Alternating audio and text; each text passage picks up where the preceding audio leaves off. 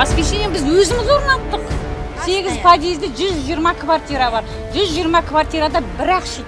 Ол көтермейді. Балалар ойнай алмайды. Баланы ойнату үшін біз знаете қоса отыруымыз керек. Қарады, ресепциясын өттік, ана бұрынғы 40 жылғы салған нәрселер ғой. Ананы вообще алып тастаңыздар деген. Оны да алмайды. Қатырамыз деп уәде береді, бірақ жасамайды. Естуші мемлекетіміз қайда сонда? Осында неге жұмыс жасамайды? Мына халықпен кездесу керек жұмыс жасау үшін. Әкім халыққа жақын болу керек. Әкімнің түрін де Халықтың білмейсіз. мұқтажын шешпесе, халықтың қауіпсіздігін қамтамасыз етпесе, онда әкімдер керек емес.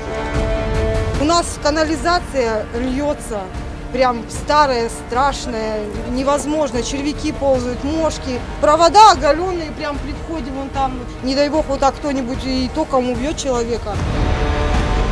И тут страшно находиться, в любой момент она может рухнуть. Все в курсе уже, но толку никакого нет. Мы боимся, что если рухнет, сложится домик наш.